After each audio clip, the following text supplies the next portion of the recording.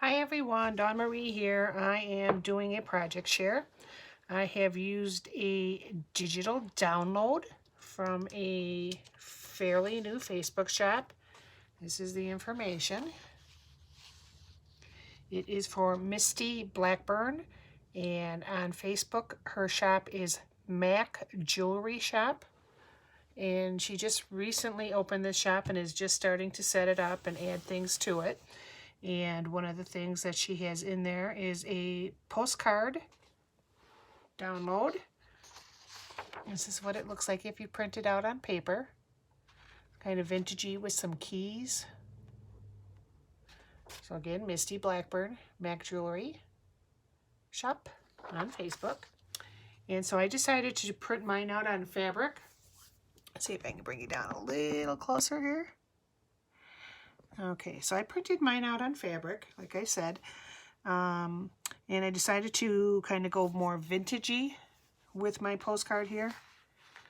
So what I did is I took some watercolor pencils and kind of colored in the keys, and I added some of that same kind of like a darker brown onto the postcard itself. I just kind of rubbed it around there, and then took some water and kind of let it just kind of bleed and blend in, so it's almost like a sepia type of color. And then the keys come on the postcard, and so I added in this corner here a little key, little dangle key, and then there's just some fabric pieces here, a little collage, and a little doily and a vintage button in the bottom corner.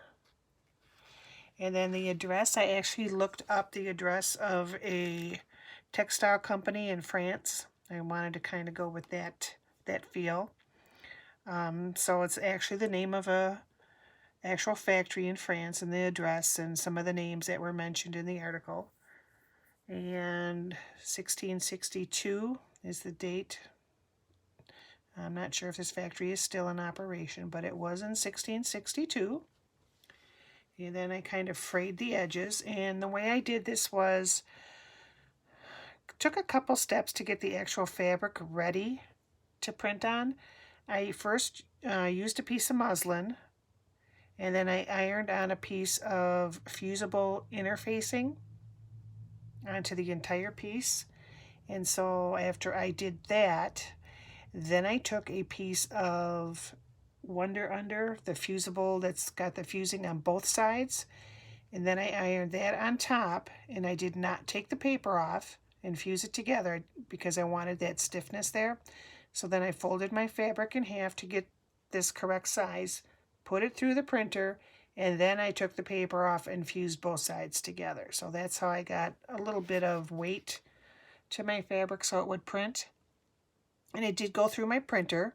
It did smudge a little bit, the ink, if you see here and in here and in here, which was fine because it just adds to the vintage feel of the postcard. So I kind of liked that the printer didn't print really clearly.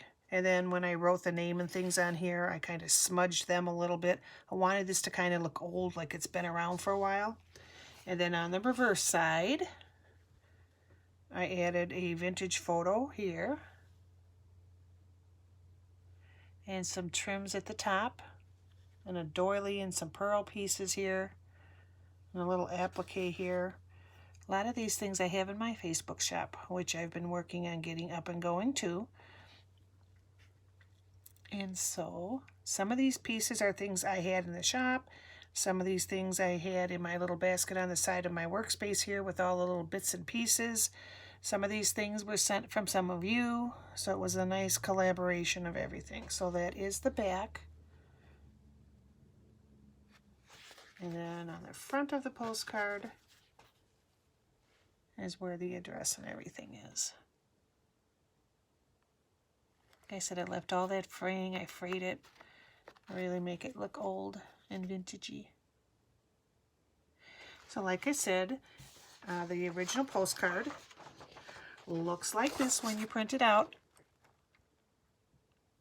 So go see Misty Blackburn at Mac Jewelry Shop and show her some support on Facebook. All right. right, everybody, have a wonderful day. Be happy, be well. Until next time, bye.